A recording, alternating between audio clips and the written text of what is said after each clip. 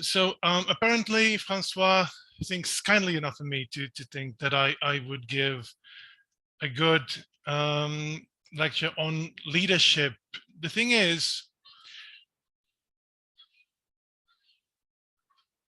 why me? I am not a group leader. I come from a peripheral low-income country.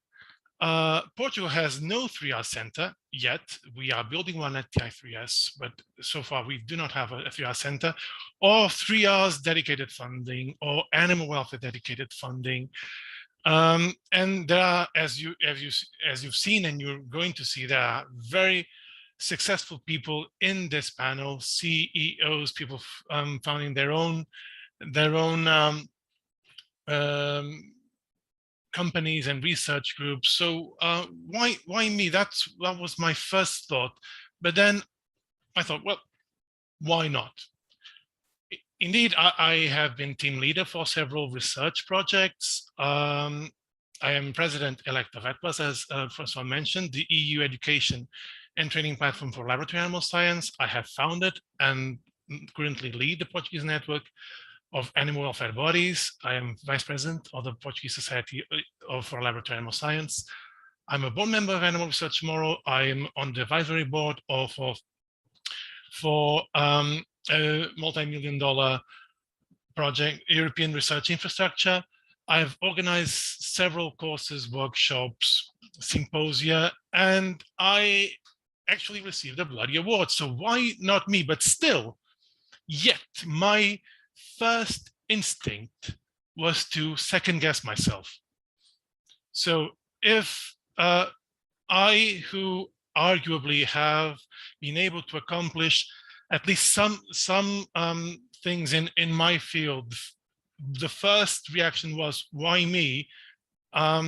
I can imagine young scientists looking around and saying, well, can I be a leader? Well, everyone else seems to be better than me at something. So my invitation would be first to get rid of that imposter syndrome as much as you can. So do not ask yourself if you are the best person for the job, because chances are you probably aren't. I'm sorry to break the news for you, but you are probably not the best person for the job. But this is because there is no such thing as the best person for the job. So is this okay? So rather ask yourself, are you good enough? So either you are or you aren't. If you are good enough, if you feel that you are good enough, then by all means, be proactive. Don't sit around and think, well, because this happened to me. I wish someone would gather the animal welfare bodies because we have no guidance, no specific training in Portugal. We do not have a tradition of animal welfare officers or animal welfare bodies. The competent authority is not doing anything in this regard. The national committee is not doing nothing in this regard. I wish someone would do it. And that lasted for a couple of years until I decided myself to do it along with other colleagues. So find, if you think you're good enough, find the gaps. What is missing in your community? What is missing the 3Rs? What is missing the 3R in replacement, reduction, and refinement that you think you could address with sufficient work and time and investment? So I call it being actively optimistic. So a passive optimist is someone who will think, oh, things will turn out for the better, and wait. And someone who is actively optimistic will say, things will turn out for the better and improve and move forward if I do something about it. Trust yourself then. And you will make mistakes, you will fail, sometimes miserably. It's just a matter of you believing in yourself. Not always easy. Speaking is easy, but rest assured, failure will often teach you more than success. But what if I do not think I'm good enough? Well, you might not be yet, but you will. So find out what you're good at and improve on that. It might be in writing manuscripts, public speaking, graphic design, organizing meetings, public outreach. I was good in a couple of these things. I think I'm decent now on the others because I actually invested on improving these skills. This is something that sometimes people have some, I'm going to say talent, but there is no talent without work. There's nothing you cannot learn. Okay, so I'm terrible at graphic design. Oh, I taught myself how to design logos for my organizations and others, because no one will do it and it would be too expensive to hire someone, so I did it. And if necessary, get trained in the skills that you find essential to achieve your goals. Seize and also make the opportunities. Because half of the times I got invited for stuff, people did not know whether I was any good, actually. Francois can attest to that. So at first I got invited because people had heard of me, not necessarily because they knew of my work. So it does not matter why you are given an opportunity. It does not matter. Do not judge, do not second guess yourself. The important thing is that you excel when presented with an opportunity. So how to get people to know you, or at least hear of you. So Twitter is great, do not get me wrong, but nothing beats meeting people at conferences, courses, actually reaching out, expanding your network. Send senior scientists emails congratulating them on their talks. They are suckers for, for this sort of thing. Ask questions, show genuine interest. Do not do it if you're not actually not interested. Be genuine in what you do. It helps to mention your supervisor, because us older scientists probably know them, even if we do not know you, to grow your network. Organize events as an excuse to reach out to more senior people and also junior people that would want to work with you. Organize training courses as well. Do outreach is a really great way of getting visibility, not only within your own institute to your peers, but also to the public. And do be generous with your time and attention, because people tend to really appreciate that. So being invited to do this also begged the question for me of thinking, what does it mean to be a leader? Well, it depends on who you ask.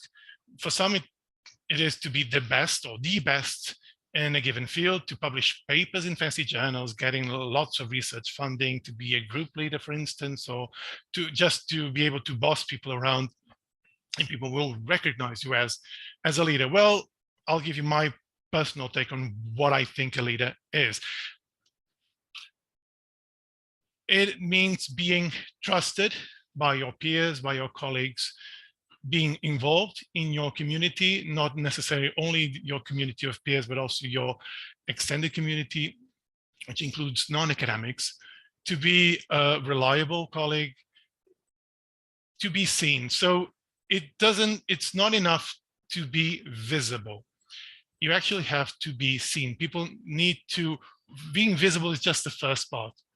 After people notice you, they have to see you and think of you in order for you to be a leader. And for that, you have to be at some level generous, so you allow people to know you and know your work and know what you're good at. So you can be heard and be influenced.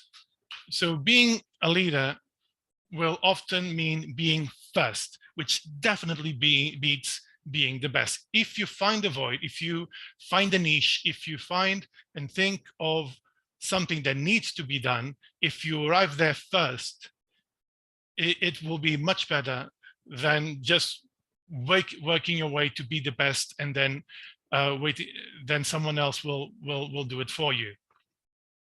So inspire others to share your vision. That's what being a leader is, because this is what will allow you to making things happen. Being a leader means making things happen.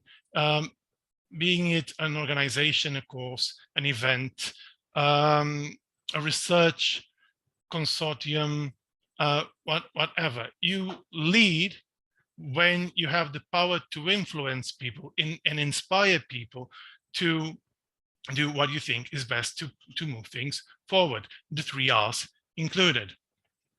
So I bet you've all saw this. So this trope of the boss in that cart bossing people around, and the leader who actually inspires people to participate and motivates them.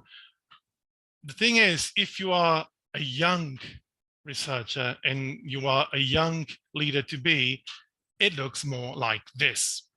There will be time where you will be pushing your cart alone, by yourself. And then, only then, you'll get, if you are inspiring enough, you'll get people to follow you and help you share that burden. And speaking of making things happen and helping the leaders of tomorrow, I have what I think are very exciting news for all of you.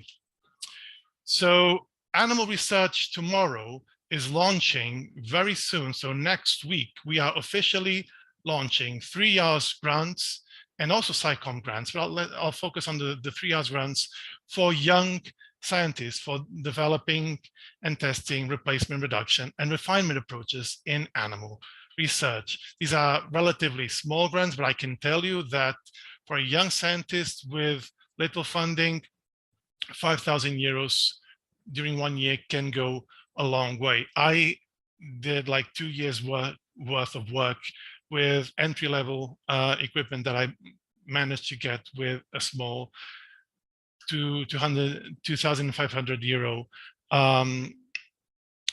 grant. So the deadline for submitting proposals will be November 1st, 2021. And by young scientists, we mean people with up to 8 years after their PhDs, or this is also open to non-PhDs below the age of 35. In this way, Animal Research Tomorrow, and this is what I think, for instance, this is an example of what leadership may be, helping others thrive. So with this, I hope you apply, and I hope we manage to be the leaders, to make you the leaders of tomorrow. Thank you.